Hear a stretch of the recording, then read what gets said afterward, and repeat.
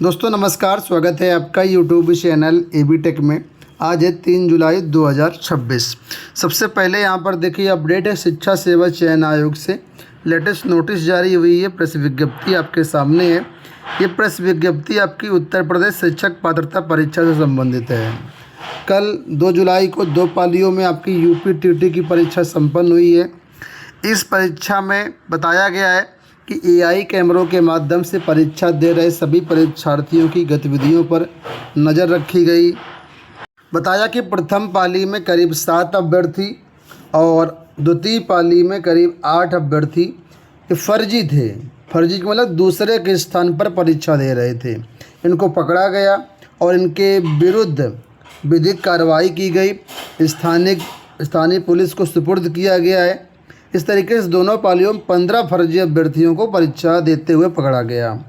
इसके अतिरिक्त सभी परीक्षा केंद्रों पर सुचारू रूप से पारदर्शी, नकलविहीन, स्वच्छतापूर्ण, निर्विघ्न और ससमय व्यवस्थित वातावरण में परीक्षा संपन्न हुई है।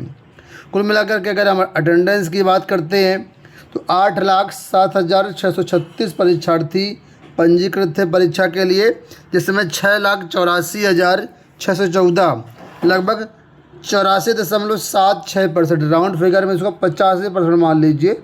85% अभ्यर्थियों ने यहाँ पर परीक्षा दी। महिलाओं और पुरुषों का प्रतिशत लगभग सेम ही रहा है।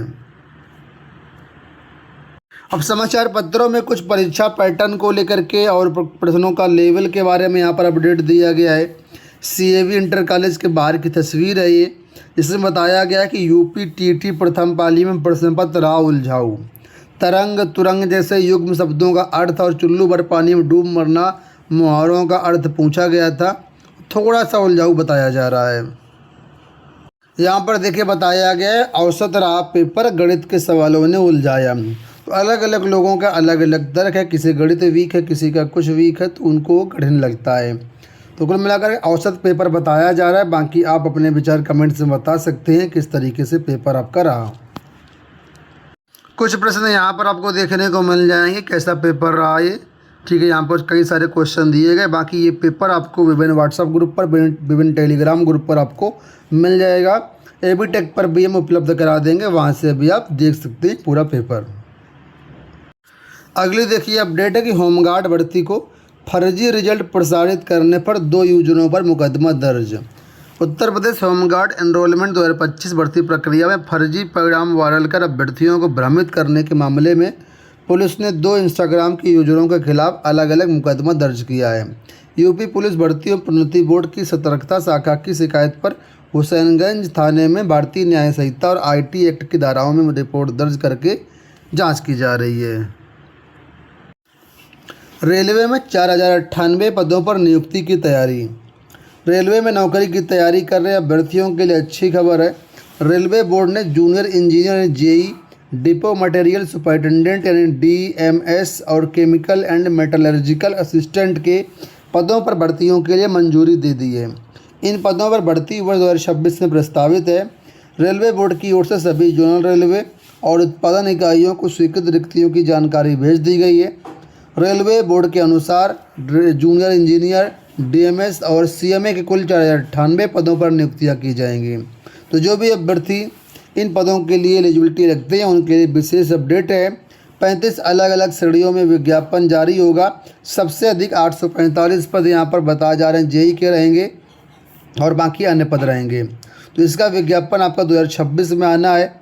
अभी ये क्लियर नहीं है कि विज्ञापन कब तक आएगा, लेकिन आना निश्चित है।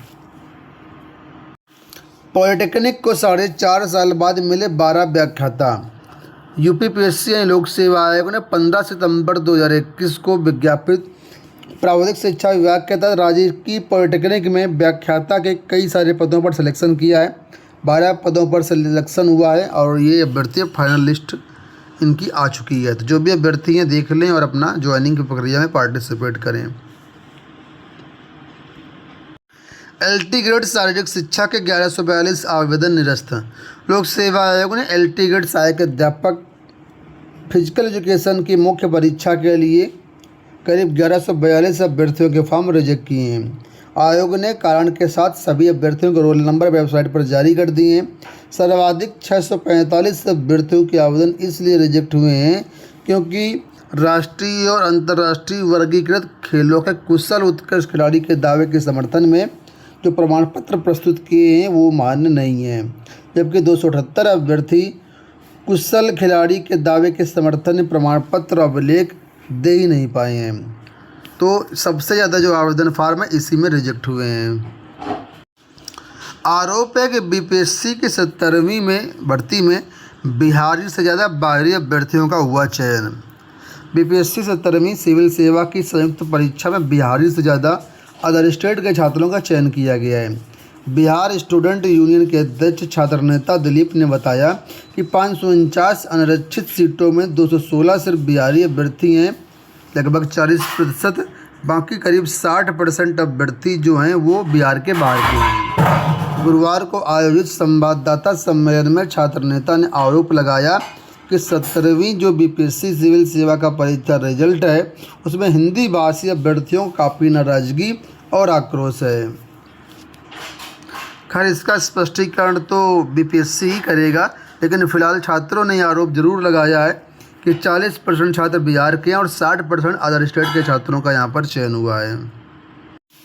बात करेंगे शिक्षा सेवा चयन आयोग की, तो शिक्षा सेवा चयन आयोग ने टीजीटी में सेलेक्टेड भर्तियों के लिए जो डीवी पोर्टल है वो शुरू कर दिया है। इस पोर्टल के जरिए अभ्यर्थी अपना लॉगिन करके सभी डॉक्यूमेंट अपलोड करके कॉलेज चॉइस करके अपना डॉक्यूमेंट वेरिफिकेशन जो है लेटर डाउनलोड कर सकते हैं। इसका डिटेल्ड वीडियो भी हमने बना दिया हुआ है, आप इसको जो है ऑफिशियल वेबसाइट पर जाकर के चेक कर सकते हैं। ये हमारी ऑफिशियल वेबसाइट है governmentjobcenter.com। यहाँ पर आएंगे लेटेस्ट जॉब के सेक्शन में पहला ही लिंक मिलेगा, यहाँ पर जाकर के आप जो है सारी प्रक्रिया कर सकते हैं। फ़िलहाल यहाँ पर देखिए डीवी अपलोड और कॉलेज चॉइस का लिंक यहाँ पर दिया गया है, ठीक है। और यहीं पर आपको जो है वीडियो का लिंक भी मिल जाएगा।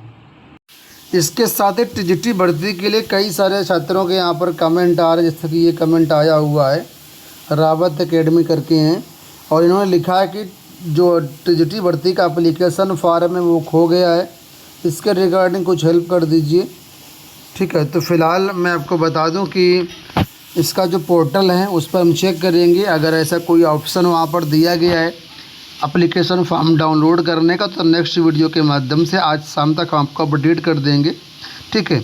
अगर लिंक ही नहीं होगा तो फिर हम कुछ नहीं कर पाएंगे, लेकिन हाँ अगर होता है तो हम आपको अपडेट करेंगे। एक बार मैं आपको कहूँगा कि जितने भी अभ्यर्थी इस एप्लीकेशन फॉर्म के लिए परेशान हैं तो आप लोग अपनी अपनी ईमेल आईडी चेक कर लीजिए। जब आपने 2022 में फॉर्म भरा होगा तो फॉर्म के साथ हो सकता है प्रिंट आउट भी एप्लीकेशन फॉर्म की PDF भी मेल में आई हो, तो अगर आई होगी तो वहाँ से आप उसका प्रिंट आउट निकाल सकते हैं।